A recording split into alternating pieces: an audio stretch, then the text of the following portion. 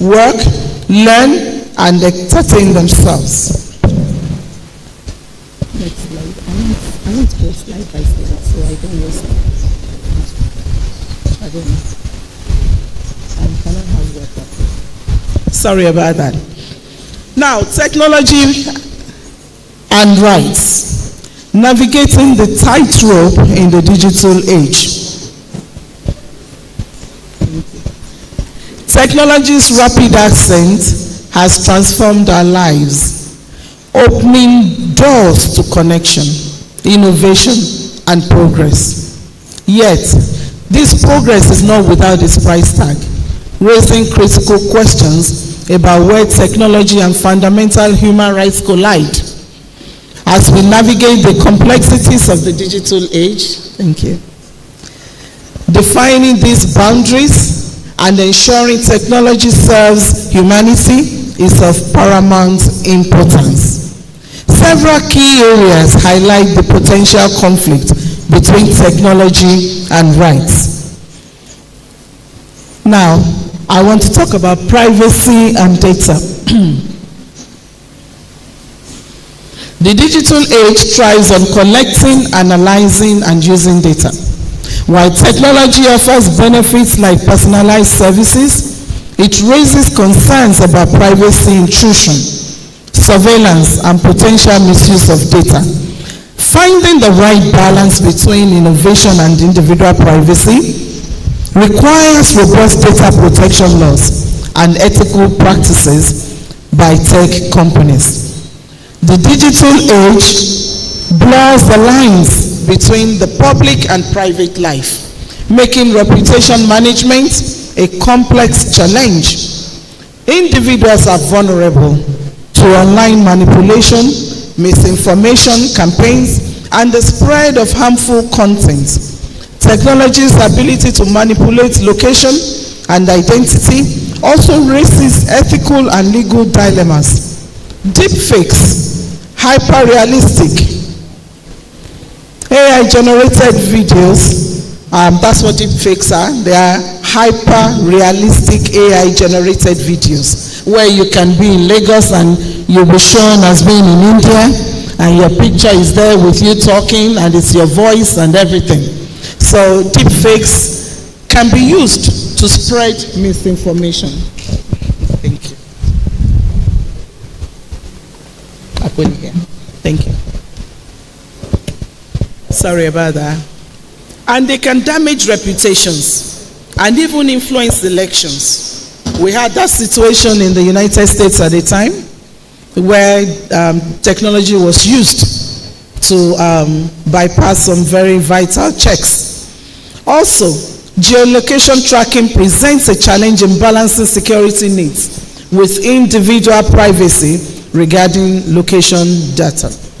Now, regarding freedom of expression and censorship, online platforms empower communication and expression, but concerns over online censorship, hate speech, and misinformation loom large. Balancing freedom of expression with protecting individuals and society necessitates nuanced approaches that consider context, intent, and potential consequences. Freedom of expression is a fundamental human right that includes the ability to hold opinions, share ideas, and access information without undue restrictions. Now, authoritarian governments often undermine political and social movements by shutting down or partially restricting internet access, using surveillance and monitoring to limit online expression. Internet shutdowns are recognized as serious violations of freedom of expression. A joint declaration by the United Nations and regional human rights experts emphasize the need to protect freedom of expression, both online and offline. Now, if we go to the slide on intellectual property rights, I like to go through the slide so I can manage my time well. Intellectual property rights encompasses creations of the mind, such as inventions, literacy, and artistic works, designs and symbols used in commerce, protected by legal mechanisms like patents, copyrights, and trademarks. In technology, intellectual property is crucial for fostering innovation, protecting knowledge, and enabling market entry. Copyright protects software and data, while patents cover inventions like software and business processes. Trade secrets and confidentiality are vital for safeguarding proprietary information. IP enhances the chance of innovative technologies reaching the market successfully. Technology's rapid evolution constantly challenges established legal frameworks, especially regarding the intellectual property rights. Now, the question becomes, how do we safeguard innovation while ensuring fair access and use in the digital realm? Balancing creators' rights with the ease of online sharing is crucial, while platforms enable wider access to creative works. Unauthorized sharing can harm creators' livelihoods, and fair use doctrines and licensing models need adaptation. Let's look at jobs and automation. We know how that can affect people in the area of their jobs. Once jobs are automated, then there may not be need to engage humans. That's the fear, at least for now. Now, the algorithmic bias and discrimination, that's a very key area. We all know that algorithmic bias refers to the discriminatory outcomes produced by algorithms stemming from factors like implicit bias and overfitting to training data. So what happens when we are not so sure about the commands that are being given to the computers? Who inputs the data? What does the AI project? It can only project from whatever has been programmed into it. Now, a report by the European Union Agency for Fundamental Rights highlights a bias in algorithms, particularly in predictive policing and offensive speech detection. It emphasizes the need for thorough algorithm assessments to identify and mitigate bias before decision making. Now, what can be the differences between AI and human beings?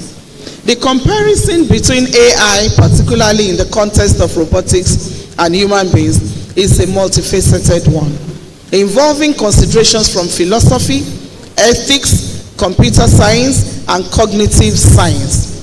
Here, we will explore some of these differences and considerations. Now, because this is an academic institution, we want to look at the robotics writing papers. We know that many of our students these days use AI to generate papers. So when an AI writes an academic paper, it does so by processing vast amounts of information and generating text based on patterns and data it has been fed. However, it does not have an understanding of the ethical implications of its writing in the same way a human would do. It can be programmed to follow certain ethical guidelines, but it does not inherently grasp the moral significance of its actions. Now, human researchers are expected to adhere to ethical standards, such as ensuring the originality of their work, avoiding plagiarism, acknowledging sources, and conducting research responsibly. Humans are capable of understanding the ethical dimensions of their writing and the importance of intellectual integrity. Now, what are the capabilities of a computer? The computer, we might say, does not have the human features, But there's this concept of the brain, soul, and mind. That's what makes us human.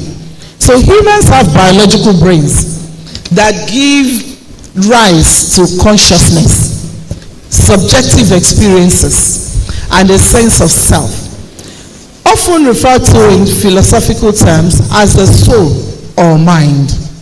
While AI systems can simulate aspects of the brain function, such as pattern recognition and decision making, they do not possess consciousness or a soul.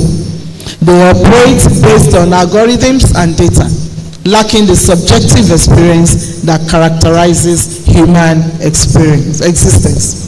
Now, interpretation and ethical corrections. Humans can interpret information.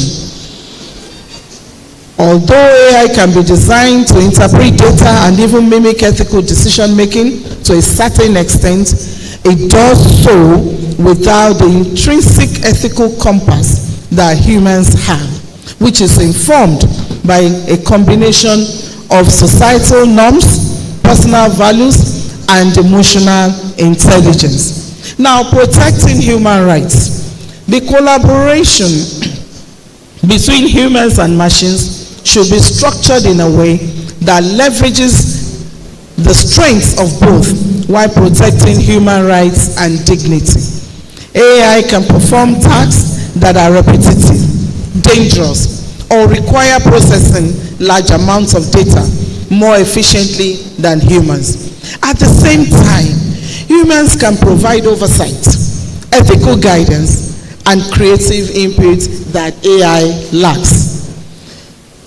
Let's, in the interest of time, go to legal considerations. Navigating the robot revolution. The rapid advancement of robotics and artificial intelligence raises intriguing legal questions, particularly regarding their status and potential rights. Let us delve into the complexities of robotic personhood, contractual capabilities, and legal frameworks across different jurisdictions. Now, granting robots legal personhood, akin to humans or corporations, is a highly debated topic. Currently, robots lack legal personality, meaning they cannot directly own property, enter into contracts, or be held liable for their actions. However, several arguments fuel the discussion. The evolution of technology raises questions about whether current legal frameworks adequately address robots' capabilities and potential rights as they become increasingly sophisticated. Now, if robots can perform tasks, make decisions, interact with humans in complex ways, should they be subject to ethical legal considerations similar to humans in specific situations? Now, the issue of liability is a big one. So who will be liable for the actions of computers or for any AI generated invention? Now, responsibility is critical. Currently, robots cannot enter into contracts legally. However, the scenario becomes more complex when considering human interaction. If a robot is programmed and operated by a human to perform a specific task within a contract, will the human remain the contracting party or will it be the robot? That is the question. As robots become more autonomous and AI agents perform complex tasks, questions arise about whether they can be considered parties to contracts, potentially through a designated person. So legal liability is still a big question. But as it stands today, robots, AI are not recognized. Now, understanding AI, the biases of AI and human rights,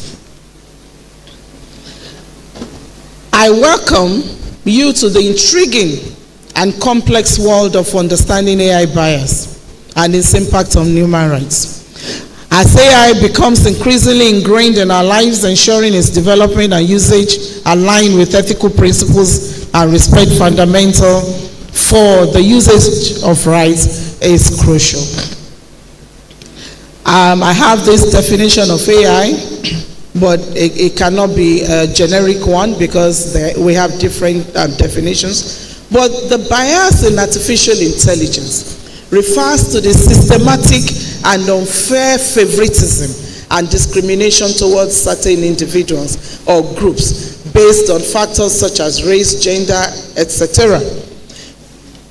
We talked about the algorithms, so what is a computer actually programmed to do?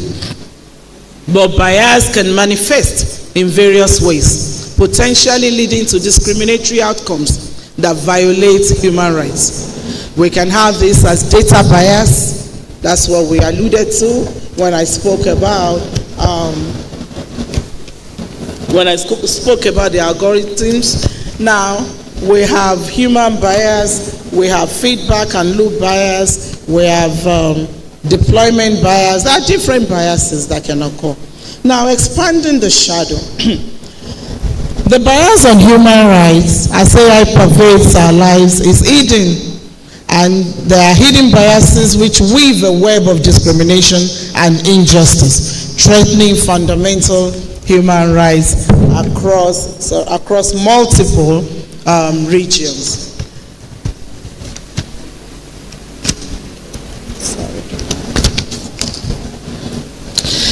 So we talked about threats to privacy, but this is very important when you talk about AI, and they can happen in different ways. Let's talk about discriminatory profiling. AI bias can lead to discriminatory profiling based on protected characteristics such as race, etc. Profiling based on biased data can perpetuate stereotypes, limit opportunities, and undermine individuals. We have informed consent issues. Informed consent is a very important concept, especially for those who are not able to make decisions for themselves, and for those who can make it. The ethical thing to do is to ensure that the type of consent received is an informed consent, because misuse of personal information can result in greater injury or harm. Now, the implications for freedom of expression. AI systems exhibit biases, not just one bias, biases in their decision-making processes.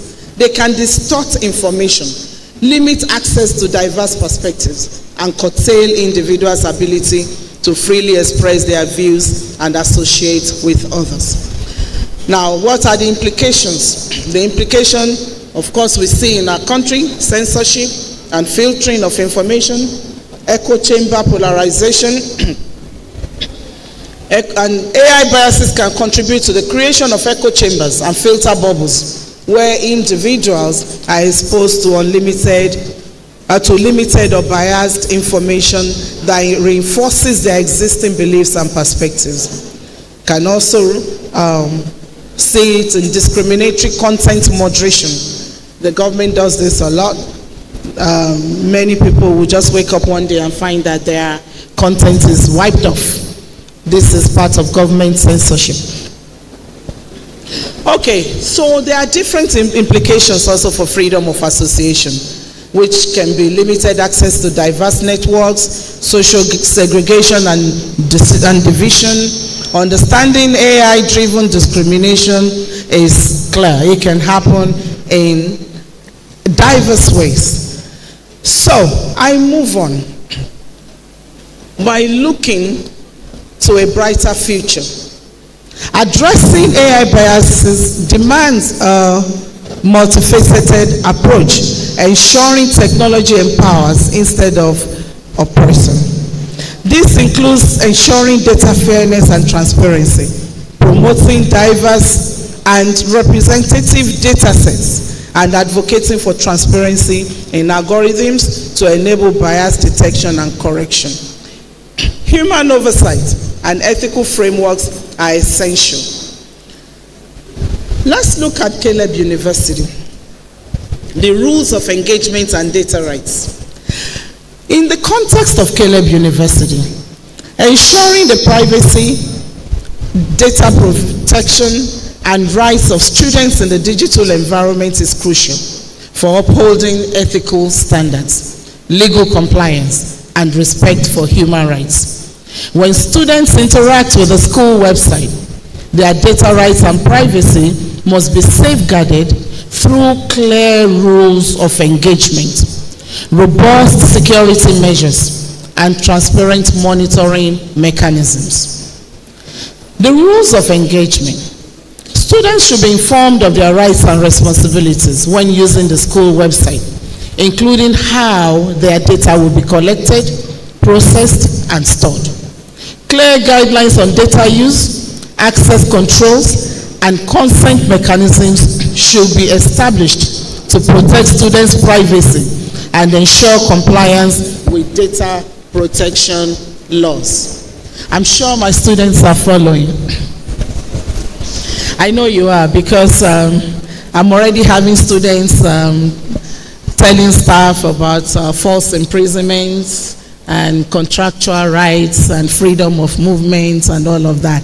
Because we're in year 3 now, we're going to year 4. And of course, we're actually breeding bold and brave lawyers. So you're taking a cue from what I'm saying. And then also it is my hope that you'll be able to contribute in your projects to developing Caleb University's technological rules of engagement more clearly. Monitoring and crime detection. To monitor student activities and investigate potential offenses, the school should improve on the existing appropriate security measures, access controls, and monitoring protocols in accordance with legal requirements and ethical standards. Anyway, I must say too that the College of Law is right there. And I'm sure by the time we start writing our projects, many of our students will be engaged in all these rules. Data security safeguards. To safeguard student data, the school should implement robust data security measures, encryption protocols, and access controls. The rights of individuals recorded on CCTV. Individuals recorded on CCTV cameras have the right to privacy and data protection under applicable laws and regulations. As invested in CCTV, I am aware of that. And students should be informed about the CCTV surveillance on campus, where they are, and their rights regarding the collection and processing of personal data. And laws of publishing results and data. In publishing results and data, Caleb University, of course, I know we adhere to relevant laws and regulations governing data protection, privacy, and academic records. Now, let's move on. Short just determination of proceedings and optimize the use of judicial with compliance with relevant laws and rules, and electronic filing of processes has always encouraged it. So we simply want to I simply want to say that it should be encouraged more. The implementation of remote hearings by the Lagos State Judiciary showcases its adaptability and proactive approach. Now, the current state of technology adoption in Nigerian courts in some parts of the country is marked by manual methods, lack of internet connectivity, and traditional practices, meaning that some judges still write in longhand. And it's high time that we instituted a system of adapting better use of our technology. Now, challenges to adoption include infrastructural limitations, lack of awareness and training, budget constraints, and all of that. The guidelines are particularly useful for urgent cases and time-bound interlocutory applications. The Chief Justice of Nigeria, Honorable Justice Awolowo, emphasized that technological innovations present both new challenges and opportunities for the judiciary. Speaking at the 2023 National Workshop for Judges on Legal Issues in Telecommunications, he highlighted the need for a comprehensive framework that balances individual rights, societal responsibilities, and corporate liabilities in the light of the legal challenges and digital interactions. He underscored the need for regulatory framework to address the evolving nature of technology and ensure proper representation and dispensation of justice. In the realm of legal consultancy and technological innovation in Nigeria, Law Pavilion stands out as a beacon of transformative innovation and unwavering commitment to justice. Now, there's a brief history on Law Pavilion. I saved the marketing for another day. We have other bodies too, like the Law Breed and several other publishers in Nigeria, and they are doing wonderfully well. But for a fact, the Law Pavilion is now an authority that can be cited in the court. So this is why I focused on Law Pavilion in that regard. Now, regarding the use of AI in Caleb University, especially the Caleb University panels, it is important to consider whether AI technologies are utilized in academic assessments, disciplinary proceedings, or administrative processes. Students who use AI tools to assist them in answering questions during assessments may be subjected to the university's